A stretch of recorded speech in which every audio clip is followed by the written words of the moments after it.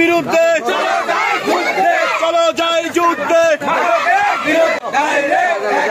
মাদকের বিরুদ্ধে সমাজ গড়ি, মাদকের না বলি, মাদকের বিরুদ্ধে চলো যাই যুদ্ধে, মাদকের বিরুদ্ধে চলো যাই যুদ্ধে, মাদকের বিরুদ্ধে।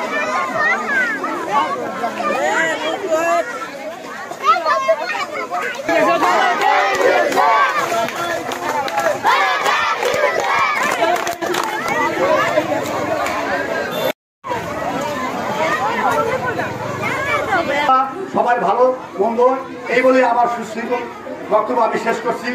আল্লাহ হাফেজ। আমরা স্পষ্টভাবে জানিয়ে দিতে চাই, মাদককে না বল। আমরা মাদক দেশকে ধ্বংস করে দেয়, একটা জাতিকে ধ্বংস করে দেয়। একটা মানুষ মাদকাসক্ত হয়ে তার সর্বস্ব হারিয়ে ফেলে, তার ধন সম্পদ, তার স্বাস্থ্য, তার পরিবারের সুখ শান্তি সবই বিলীন হয়ে যায়। এই মাদক এত বড় একটা মরণ ঘেঁটি একটা ব্যাধি।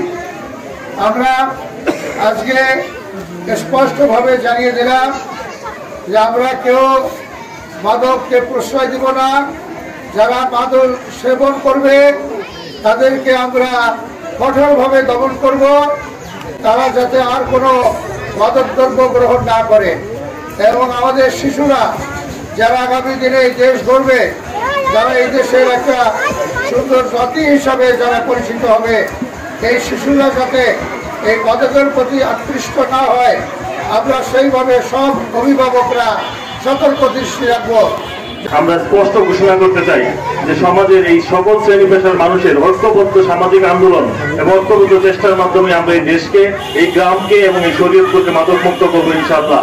এবং আপনাদের যদি অংশগ্রহণ না থাকতো এবং এখানে যারা শিশু কিশোর থেকে শুরু করে বৃদ্ধ সকল শ্রেণী পেশার মানুষ, সকল বয়সের মানুষের যে অংশগ্রহণ, এই অংশগ্রহণের মাধ্যমে ইনশাআল্লাহ মাদক মুক্ত করবো। যদি সকলের অংশগ্রহণ না থাকে, যদি সমাজের স্বতঃস্ফূর্ত মানুষের অংশগ্রহণ না থাকে, তাহলে মাদকের বিরুদ্ধে আমরা কখনো একটা শক্তিশালী আন্দোলন গড়ে তুলতে পারবো না।